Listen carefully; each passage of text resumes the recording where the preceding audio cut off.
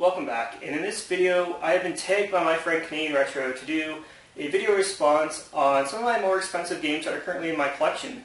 Now I've done a video very similar to this back in December of 2014, so what I'll do is I'll leave a link to that video down below, and what I'm going to do in this video is highlight 5 other games that either I didn't have at the time or didn't make the cut at the time.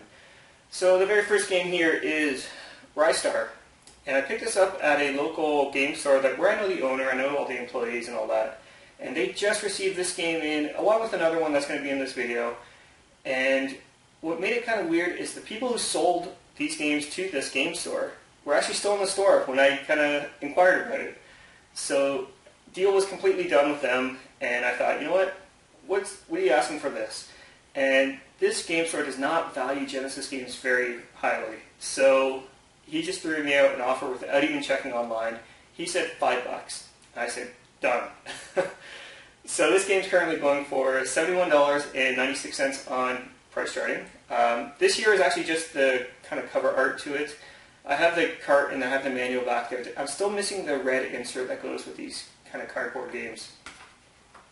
Next up, I sometimes get on this kick of where I have some money on PayPal and I want to spend it all. I just want to get rid of it. So I go on this kick where I just buy a bunch of games that I actually really want. And this is one that I really wanted. It is Persona 2. On the PS1, obviously. And I'm a big fan of the Shin Megami Tensei series and really wanted this one in the collection. So I paid $80 for this game, and it's currently going for $79 on price charting. So lost a buck, but I mean, when it's something you really want, does it really matter? So next up, back to that game store. This other game here was also in the collection of games that were traded in. It is Troubleshooter on, again, the Genesis. I knew nothing of this game at the time, and again I asked, how much for this game? I had this kind of thing in the back of my head saying, pick up this game here, because you never know. I've never heard of this game before. I kind of looked at the back. It looks like a regular shoot 'em up, and it kind of interested me enough to ask about it. And when he said it was $5, I said, sure, I'll take it as well. This game, when I got home, I looked it up on price charting, and I think it's actually gone up since the last time I looked, but it's currently going for $80.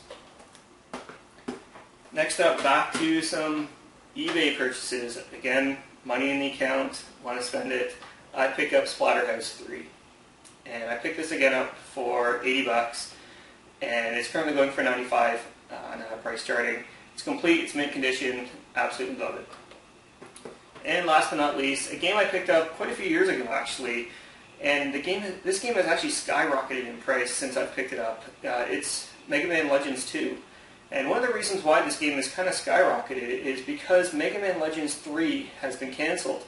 So demand for this game and the original Mega Man Legends has gone up tremendously, and that hence causes the prices to go up. So anyways, I picked this up at Toulouse. I think it was $5 I paid for it at the time. Very happy to have this in my collection. So now it's my turn to tag some other YouTubers and see their responses. First person I'm going to tag is SlashersElite. I was on his podcast last night, so if you want to check out that podcast, there'll be a link down to that below. But I'd love to see a video from you, Jeff, and see what's in your collection.